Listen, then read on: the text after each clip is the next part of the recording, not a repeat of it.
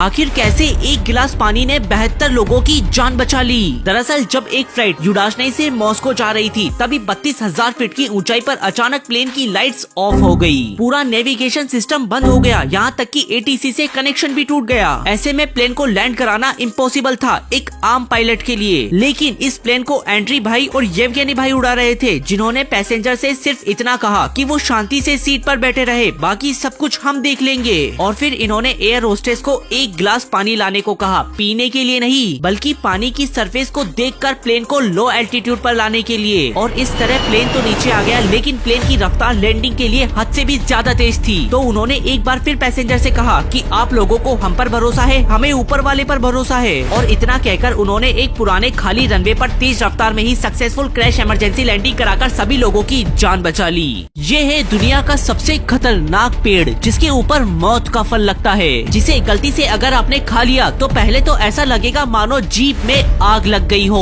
और फिर मौत। दरअसल इस पेड़ में बहुत ही जहरीला टॉक्सिन भरा होता है, जो इतना जहरीला होता है कि आप इस बात से अंदाजा लगा सकते हो कि इस पेड़ को छूने मात्र से ये आपको जला सकता है। अगर कोई बारिश में इसके नीचे बैठ जाए तो उसकी स्किन में छाले कर सकता है। यहाँ तक कि इस पेड़ का धुआं इंसान को परमानेंटली अंधा कर सकता है। और इस ट्री का नाम है डेथ एप्पल, क्योंकि ये दिखने में हूबहू एप्पल ट्री जैसा होता है, जिसके फल को एप्पल समझकर अगर कोई खा ले तो फिर उसे जिंदगी में कभी डॉक्टर के पास जाने की जरूरत नहीं पड़ती। आखिर कैसे करोड़पति बनने की वजह से इस औरत की जिंदगी बर्बाद हो गई। वेल, ये है स्वीट होप अल्बामा की टोंडा डिकर्सन, जो कि एक रेस्टोरेंट में वेट्रेस थी। और एक दिन एडवर्ड नाम के कस्टमर ने एज ए टिप इसे अपना खुद का लॉटरी टिकट दे दिया और किस्मत से इसकी लॉटरी भी लग गई, पूरे $10 मिलियन की। लेकिन लॉटरी लगते ही टोंडा के को-वर्कर्स ने उस पर यह कहकर केस कर दिया कि इन पैसों पर उनका भी हक है। फिर एडवर्ड ने भी उस पर केस कर दिया, क्योंकि लॉटरी टिकट उसने ही तो टोंडा को दिया था। फिर उसके गरीब रिश्तेदारों ने भी केस कर दिया कि रिश्तेदारों को भी कुछ तो मिलना चाहिए। हालांकि टोंडा इन सबसे केस जीत गई, लेकिन फिर उसके एक्स हस्बैंड ने उसे किडनैप कर लिया और ढेर सारे पैसे मांगे। फिर एक दिन उसके घर एक नोटिस आया कि उसने अभी तक लॉटरी का टैक्स क्यों नहीं भरा, जो कि $1 मिलियन